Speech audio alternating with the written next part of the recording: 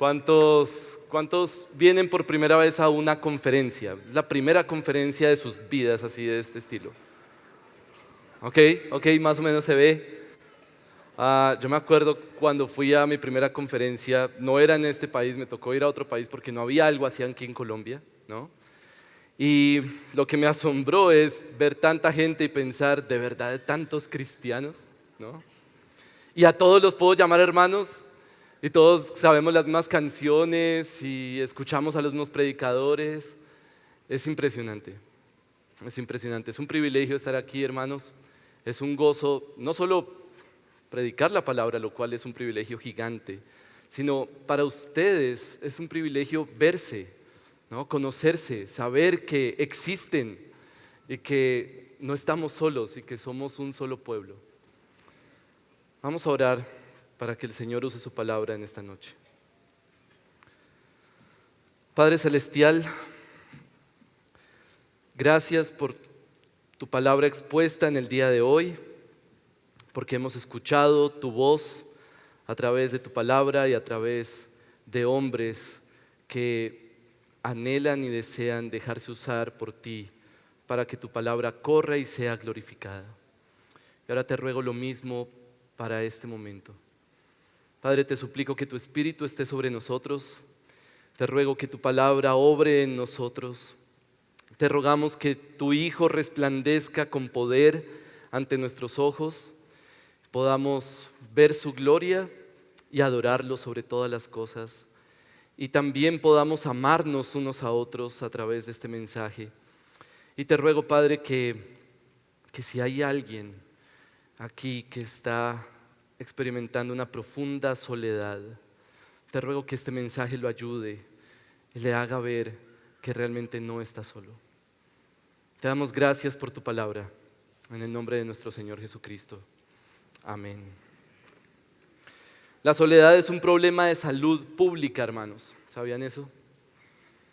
Ya desde el 2018, y eso antes de la pandemia, el Instituto Nacional de Salud de los Estados Unidos estaba publicando un artículo que decía que la soledad produce un montón de efectos en nuestro cuerpo. Uno pensaría que el problema de la soledad es como depresión y ansiedad y ese tipo de problemas emocionales o dificultades emocionales. Pero este artículo decía que no, hay mayor propensión al Alzheimer, por ejemplo. Hay mayor propensión a la hipertensión o la artritis por estar solo, por vivir solo. Este año ha habido varias publicaciones sobre ese tema, porque claro, después de la pandemia hay más soledad al parecer. Ese artículo del Instituto Nacional de Salud de los Estados Unidos termina diciendo esto: tener un sentido de propósito en la vida puede ser otra forma de luchar contra los efectos de la soledad. Tener un sentido de propósito en la vida puede ser otra forma de luchar contra los efectos de la soledad.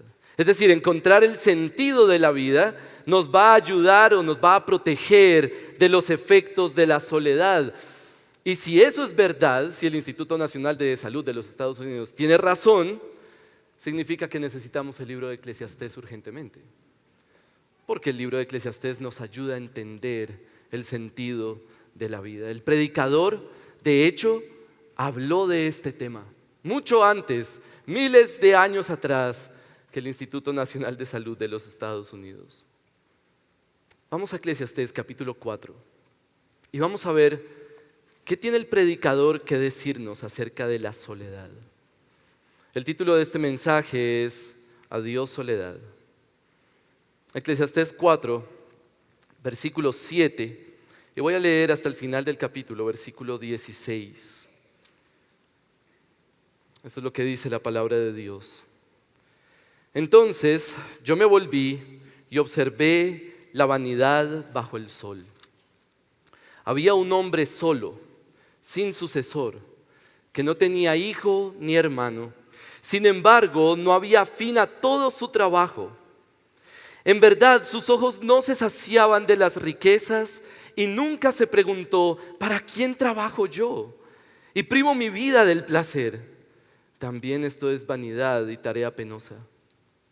Más valen dos que uno solo, pues tienen mejor pago por su trabajo.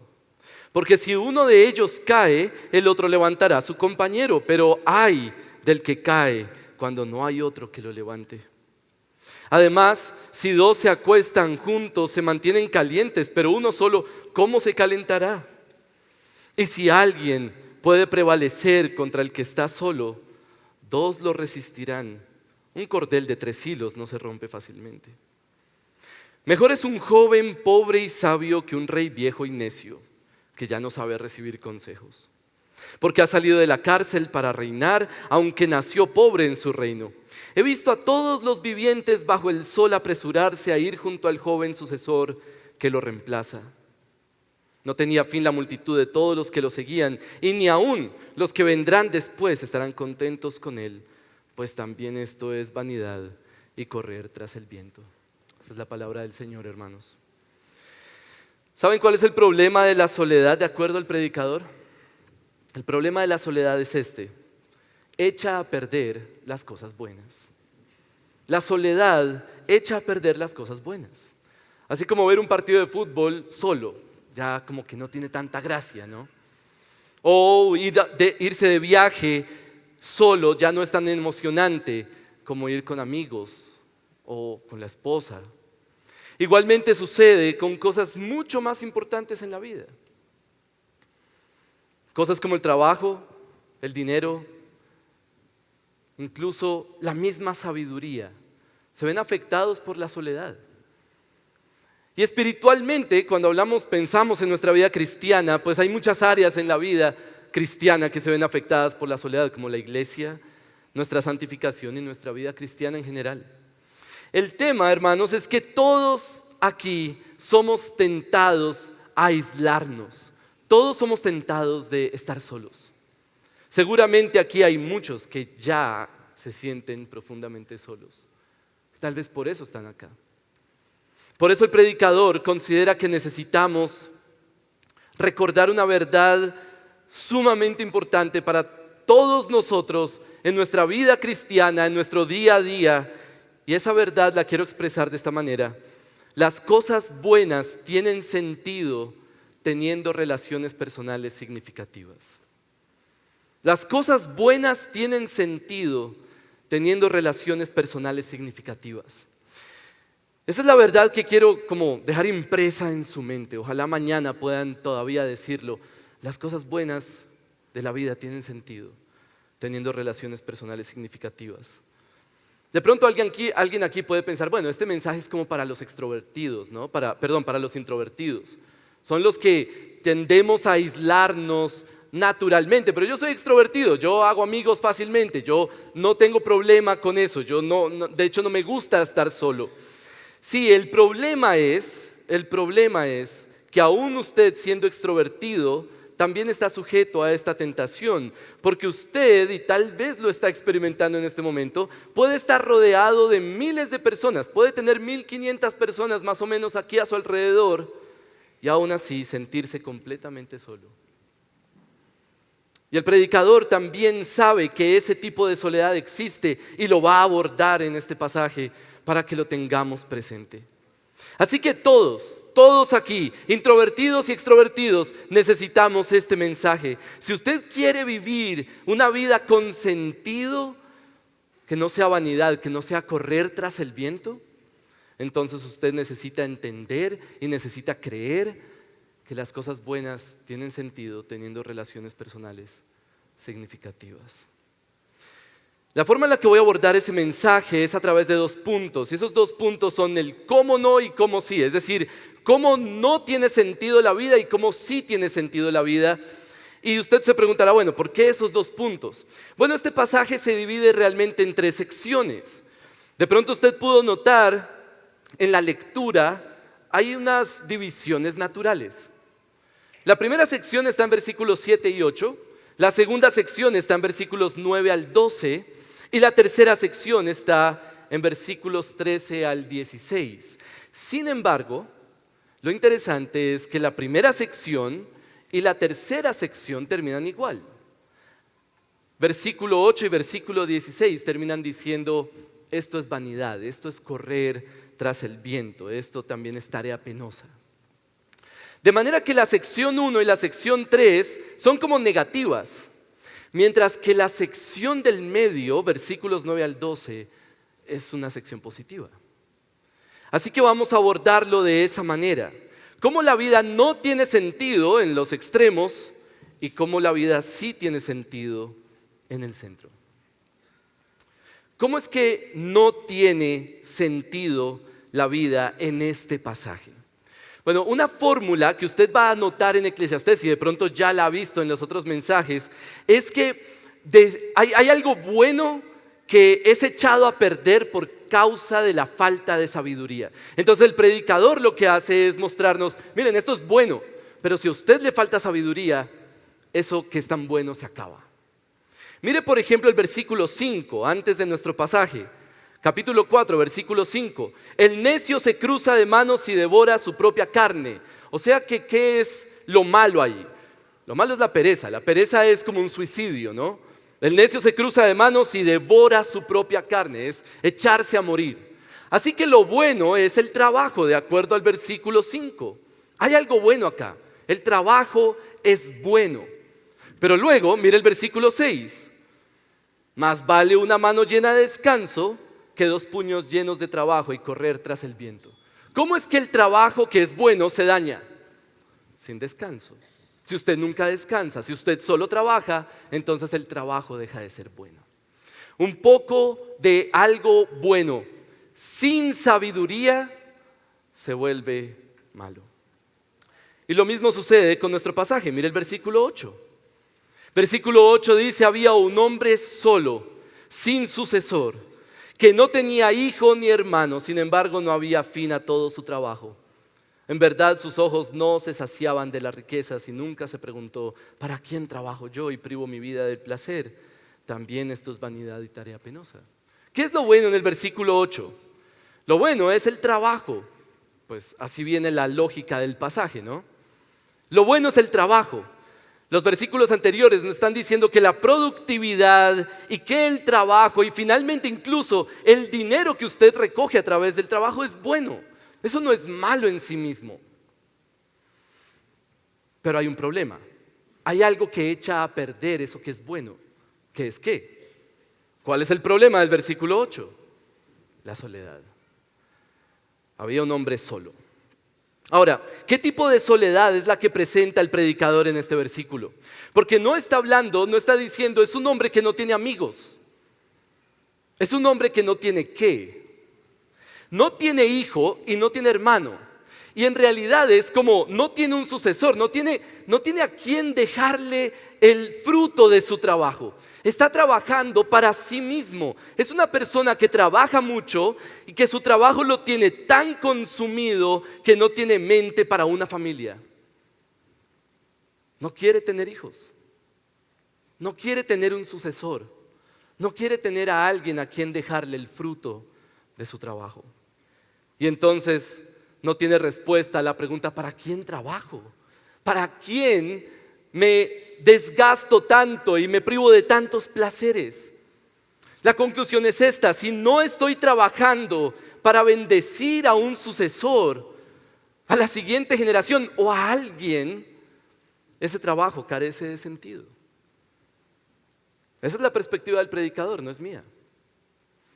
Si usted trabaja para usted mismo y su trabajo no es para nadie, su trabajo carece de sentido. Seguramente el predicador nunca se imaginó que íbamos a exponer Eclesiastés en el 2023 en Colombia, ¿no? Pero qué importante es este mensaje para hoy. Qué importante ese versículo para nuestra generación. Hermanos, busquen las estadísticas. Hoy la gente no quiere tener hijos. Hay países que si continúan con esa tasa de natalidad que tienen, van a desaparecer. De hecho, países como Canadá están rogando a los latinoamericanos, que parece que nos reproducimos mucho, ¿no? Que por favor vengan y llenen este país porque aquí nos falta gente. Pero realmente eso no es lo preocupante, porque vivimos en un mundo caído, es natural que el mundo piense así. Pero lo realmente preocupante es que creyentes adopten esa perspectiva. Hermanos, nosotros estamos llamados a mostrar una sabiduría diferente a la de este mundo. ¿Cómo puede ser que hay creyentes que piensan que tener hijos es malo o inútil? El mandato cultural, ese mandato que Dios le dio a Adán en el capítulo 1 de Génesis, sigue vigente. Dios bendijo a Adán y le dijo que fructificad, multiplicaos, llenad la tierra y sojuzgadla. Dios le dio a Adán la bendición de multiplicar la imagen de Dios. Y nosotros hoy tenemos esa misma capacidad. Hermanos, tener hijos es una bendición. Tener hijos no es una carga, tener hijos no es un mal necesario. Tener hijos no es una limitación para mi vida profesional o algo así. Tener hijos es una bendición.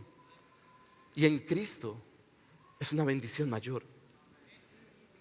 Porque no solo tenemos la capacidad de reproducir la imagen de Dios de manera física, nosotros además tenemos la capacidad de instruir a esos niños y guiarlos con la verdad del Evangelio para que, confiando en el Señor, no solamente reflejen la imagen de Dios como seres humanos, sino que reflejen la imagen de Cristo como creyentes. Y esa capacidad la tenemos solo nosotros, la iglesia del pueblo de Dios. ¿Cómo puede ser que haya hermanos que piensen que tener hijos es una carga? Las cosas buenas tienen sentido teniendo relaciones personales significativas, y una relación personal muy significativa es la de padre e hijo. Entonces, de pronto usted dice, bueno, ya tengo hijos, ya. Ese versículo no es para mí, perfecto. Bueno, el predicador piensa en otro tipo de soledad.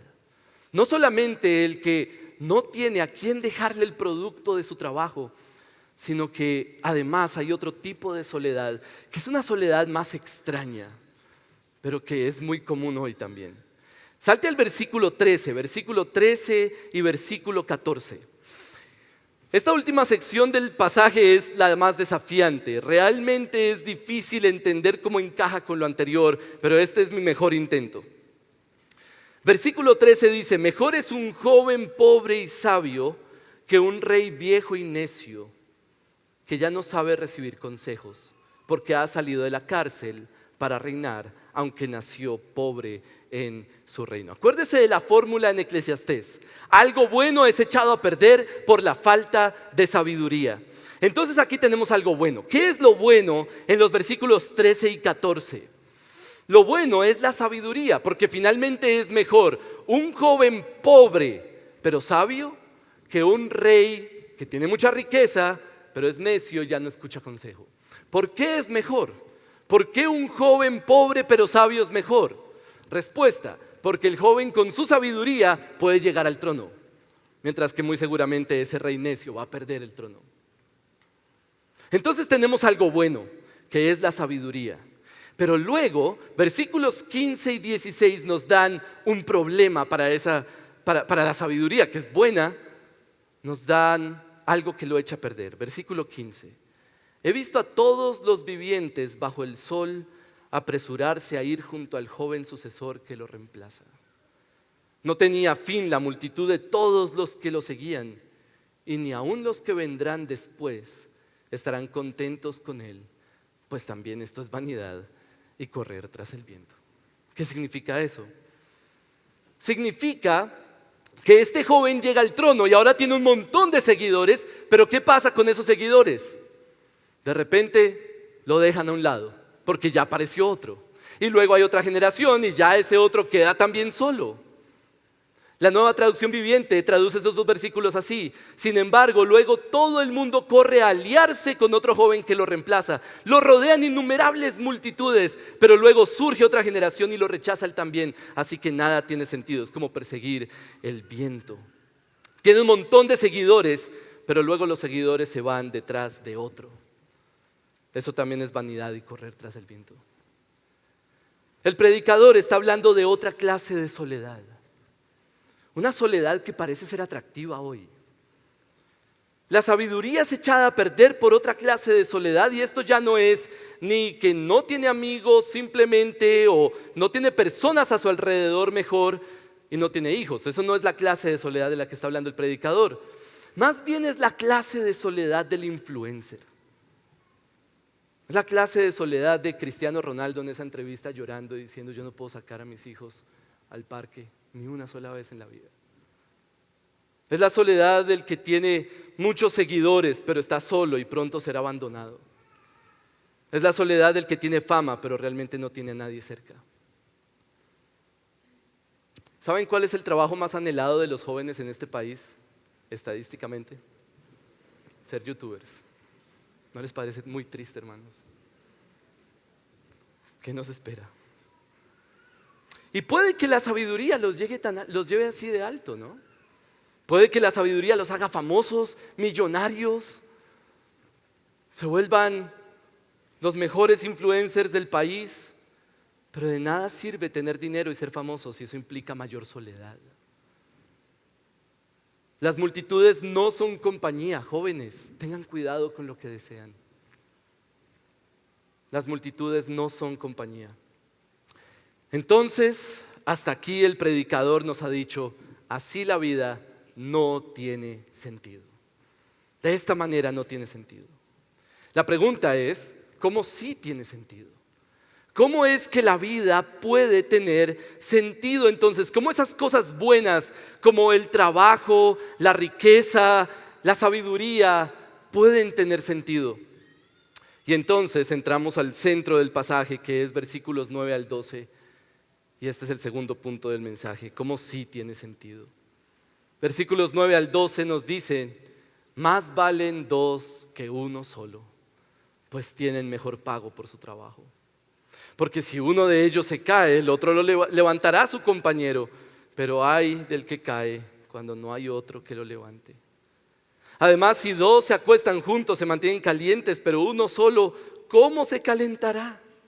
Y si alguien puede prevalecer contra el que está solo, dos lo resistirán. Un cordel de 3 hilos no se rompe fácilmente. ¿Cuál es la respuesta? ¿Cómo la vida, cómo las cosas buenas sí tienen sentido? Respuesta del predicador en este pasaje: a través de relaciones personales significativas. Lamento dañar las ceremonias románticas de las bodas, hermanos, pero este pasaje no está hablando de matrimonio. Y yo sé, yo también lo hice con mi esposa, ya también lo hicimos el cordel de 3 hilos, dijimos que el tercer hilo es Dios y todo eso, pero no es lo que está diciendo este pasaje. No es lo que está diciendo este pasaje.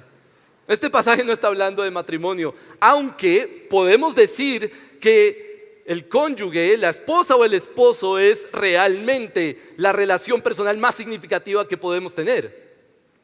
Y está bien, lo podemos aplicar. Pero no está hablando simplemente de matrimonio, porque entonces, ¿qué hacemos con los solteros? Realmente este pasaje está hablándole a todos.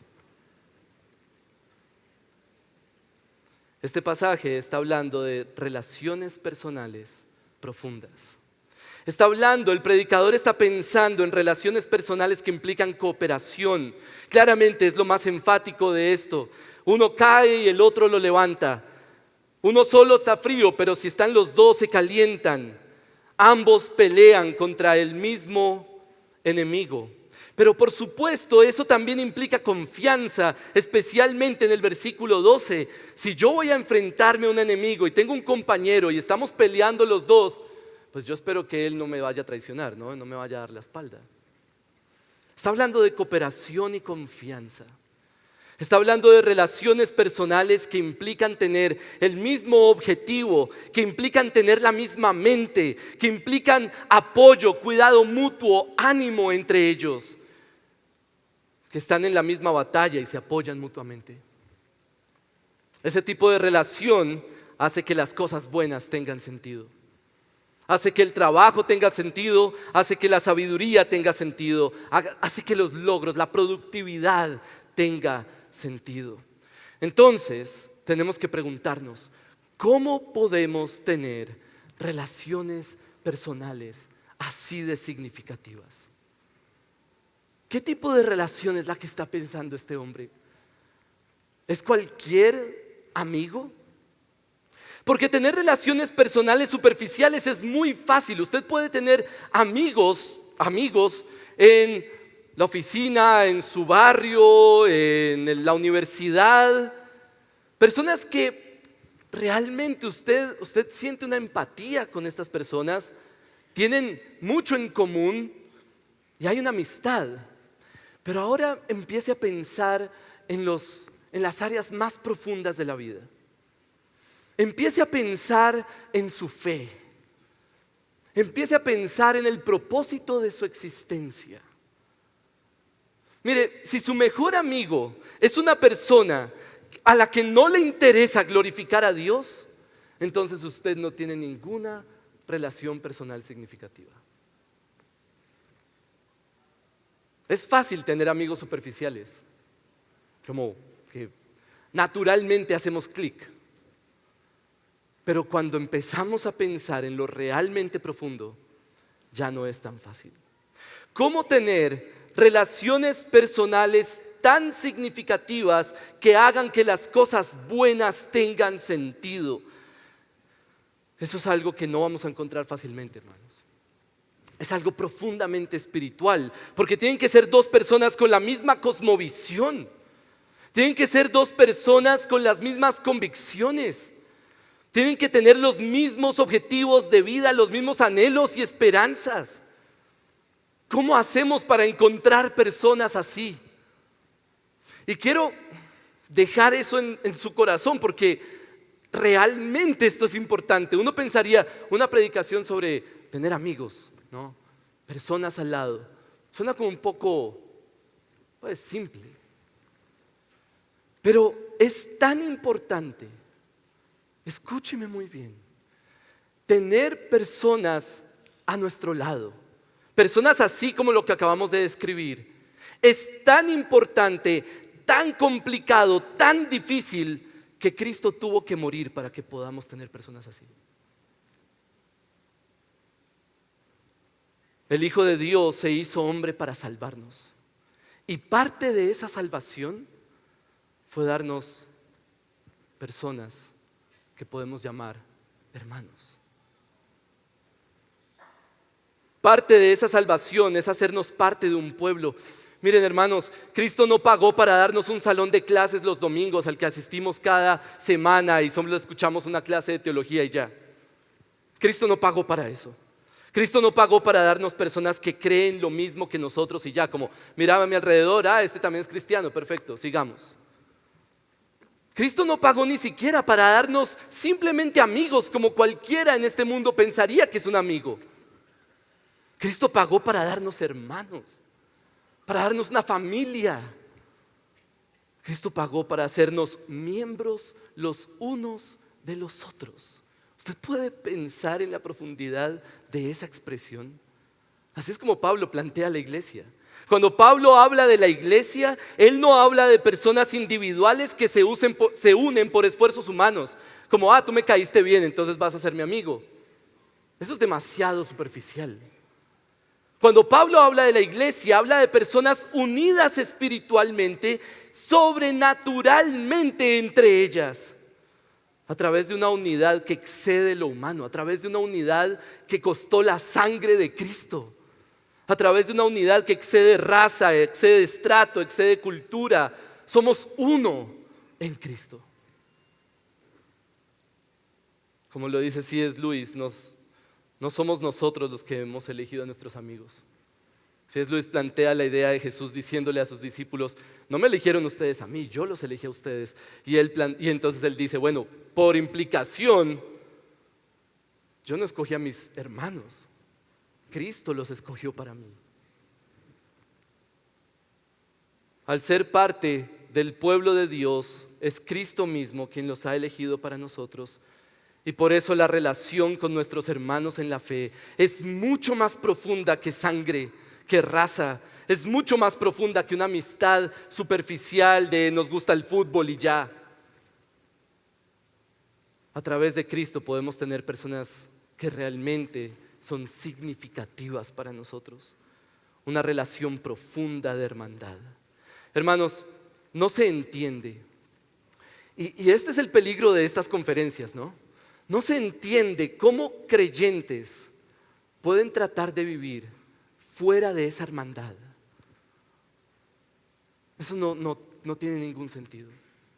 No se entiende cómo creyentes piensan que pueden ser cristianos en una familia espiritual, que pueden ser cristianos solo con amigos en el mundo, que pueden vivir su cristianismo de manera individual. Yo veo videos en YouTube y ya eso es todo lo que yo necesito para ser cristiano. Que piensan que pueden vivir sin la iglesia, sin el pueblo de Dios. Recuerden, lo bueno se echa a perder por la soledad en este pasaje. Nuestra santificación necesita relaciones personales significativas, porque son hermanos los que nos van a levantar cuando caemos. Nuestra fe necesita relaciones personales significativas, porque son hermanos los que van a ayudarnos en esa carrera, en esa pelea, en la batalla de la fe.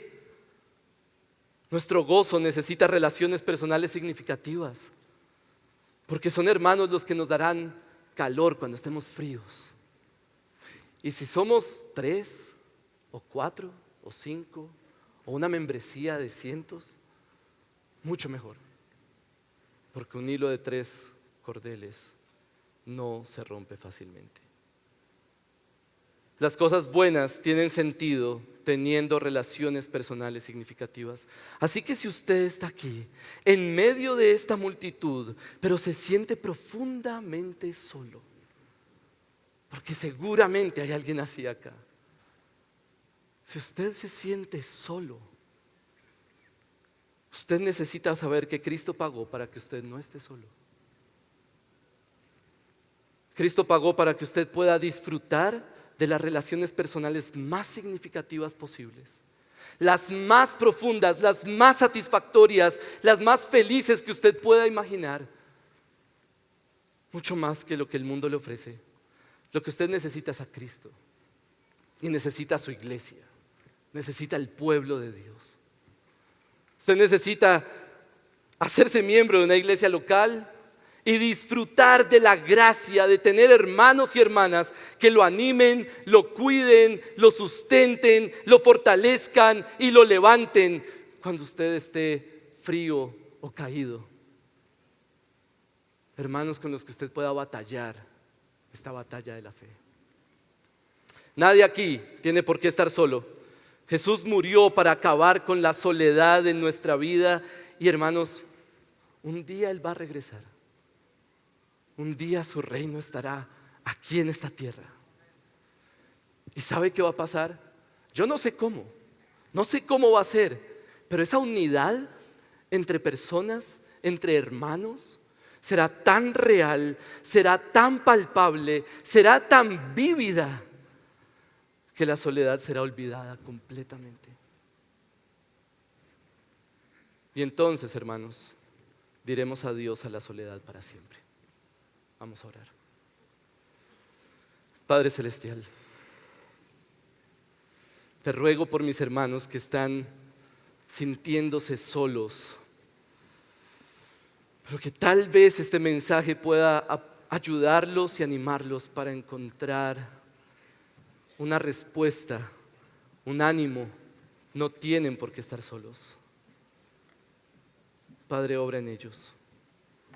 Te ruego por personas que son conscientes en este momento que están lejos de tu pueblo, que necesitan del calor de tu pueblo. Te ruego que les des la convicción de buscar una iglesia local sana que los pastoree. Y te doy gracias, Padre, por tu palabra, y te ruego que traiga gozo y paz a todos nosotros al terminar esta jornada. Te damos la gloria en el nombre de nuestro Señor Jesucristo. Amén. Amén.